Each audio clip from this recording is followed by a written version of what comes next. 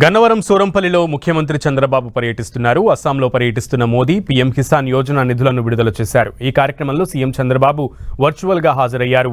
PM Kisan Yojana Annadata Sukhibhava నిధుల విడుదల అనంతరం రైతులను ఉద్దేశించి మాట్లాడుతున్నారు. లైవ్ లో చూద్దాం. 20,000 ఇచ్చాం. గిట్టుబాటు ధర రాకపోతే ఆదుకుంటున్నాం. మీరు పండించిన వరి ధాన్యాన్ని కొని సకాలంలో డబ్బులు ఇచ్చాం. ఇలాంటివన్నీ చేసి ఈ రోజు మనం ముందుకు పోతున్నాం. ఇదే సందర్భంలో నేను ఆ రోజు చేసింది ప్రత్యేకమైన బడ్జెట్ వ్యవసాయానికి పెట్టాను. ఇప్పుడు వ్యవసాయ యూనివర్సిటీ ఉంది, టెక్నాలజీ యూనివర్సిటీలు వస్తున్నాయి, ఇంకో పక్కన వెటనరీ కాలేజీలు యూనివర్సిటీలు ఉన్నాయి, అగ్రికల్చర్ యూనివర్సిటీ ఉంది, హార్టికల్చర్ యూనివర్సిటీ ఉంది. నిన్నే కొత్త ఆలోచన చేశాం. నేను సమైక్య ఆంధ్రప్రదేశ్లో ఐఎస్బి పెట్టాను, ఇండియన్ స్కూల్ ఆఫ్ బిజినెస్. వ్యాపారం చేయాలంటే, పారిశ్రామికవేత్తలను తయారు చేయాలంటే ఆ బిజినెస్ స్కూల్ ద్వారా తయారు చేశాం.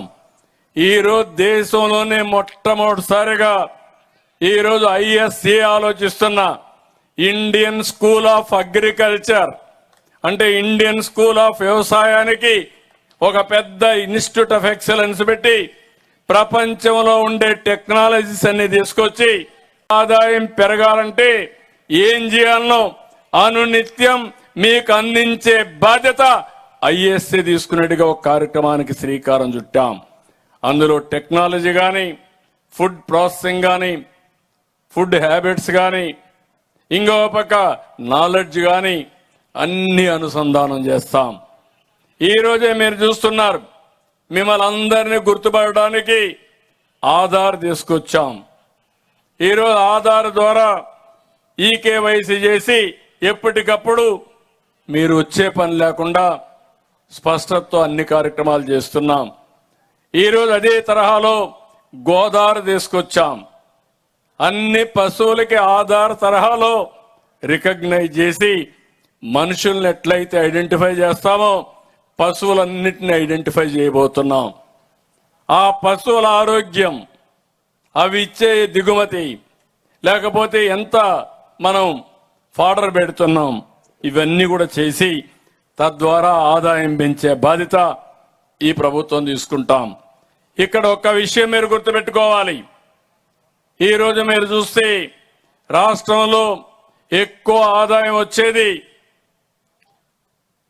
వ్యవసాయ రంగంలో డైరీ, పౌల్ట్రీ, లైవ్ స్టాక్ లో వస్తుంది.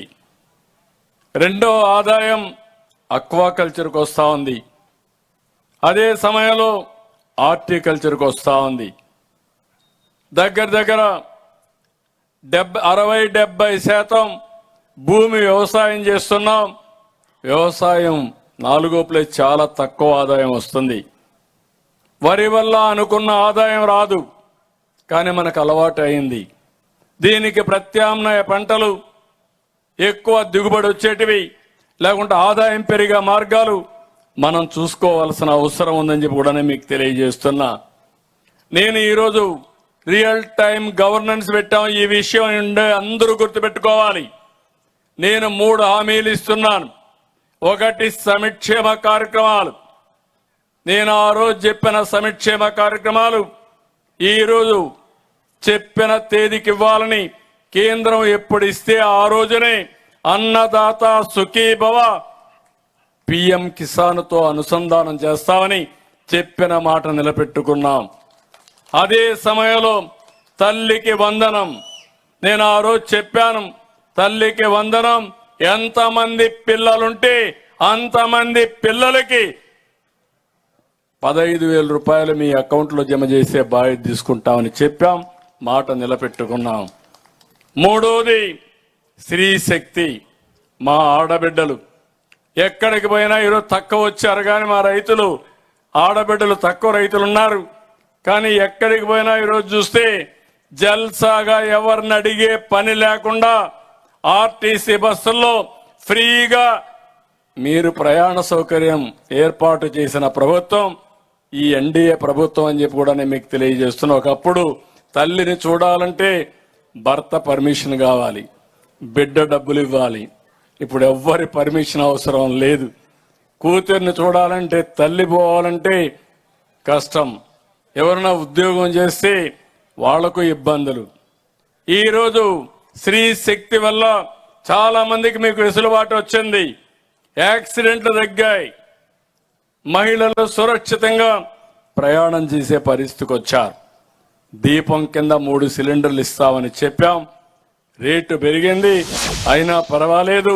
చెప్పిన మాట నిలబెట్టుకోవడానికి నా ఆడబిడ్డలకు అండగా ఉంటానని మరొక్కసారి హామీ ఇస్తున్నా.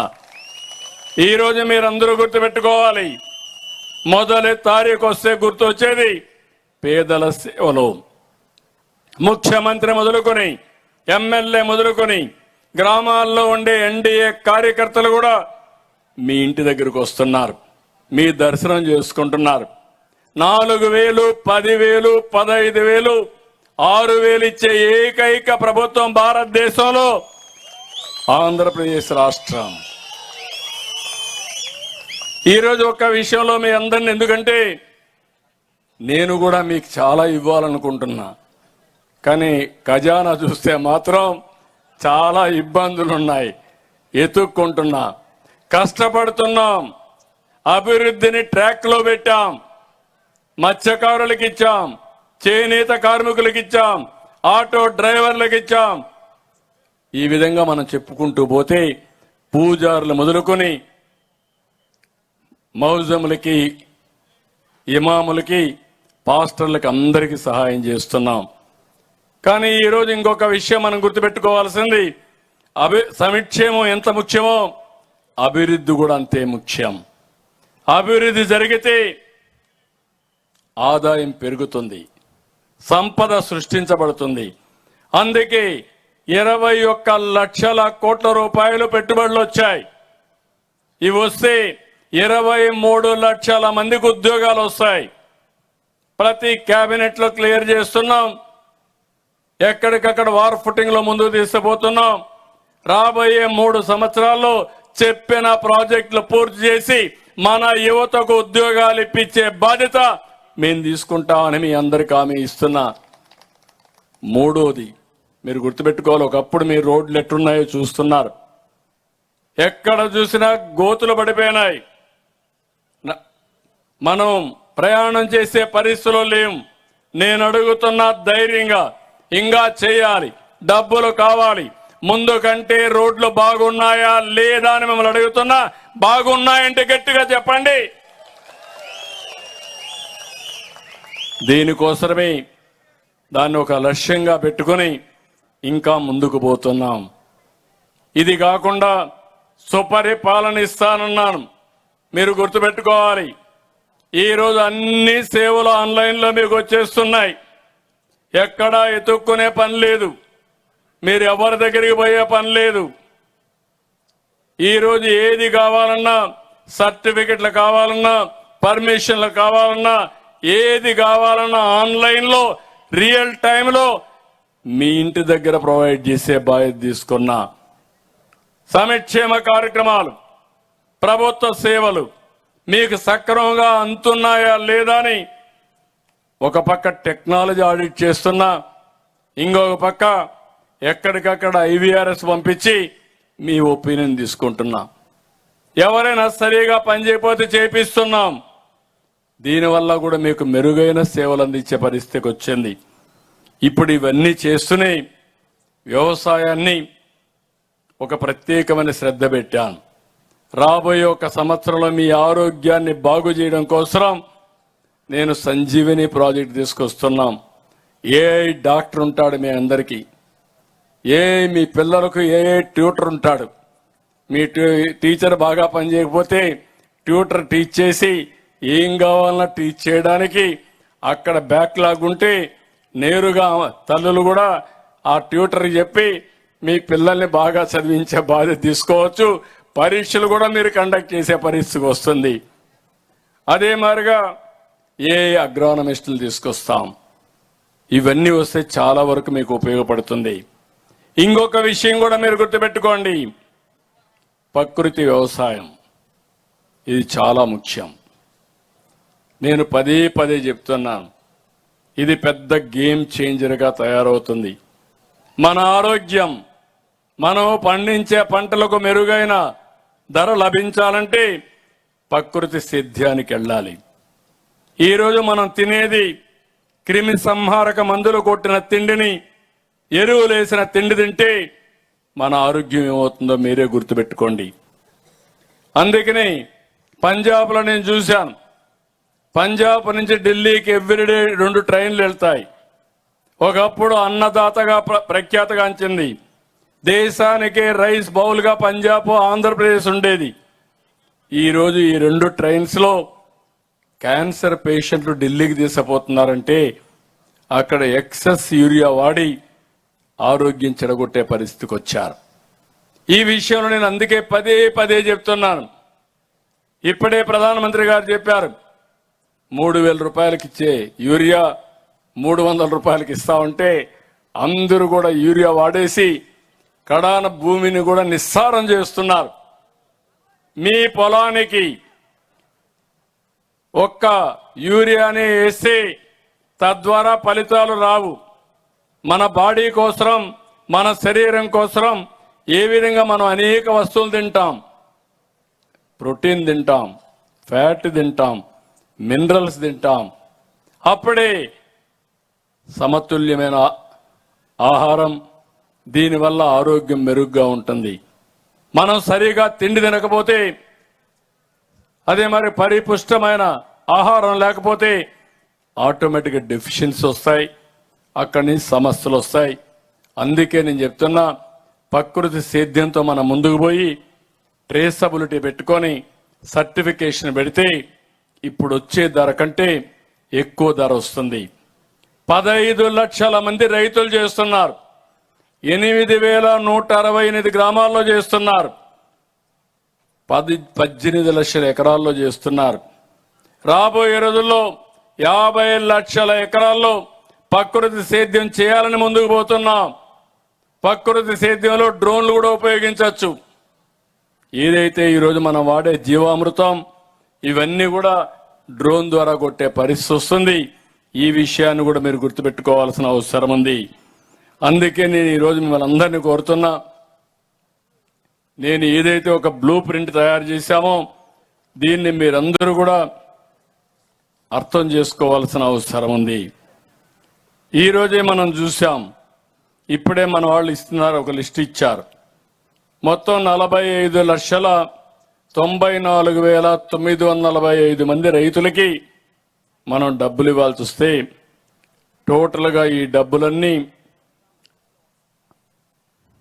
పిఎం కిసాన్ కింద దీని కింద మొత్తం వచ్చినప్పుడు ఇప్పటి వరకు 45,83,684 మంది రైతులకి 99.75% సక్సెస్ఫుల్ గా మీకు డబ్బులు చేరింది.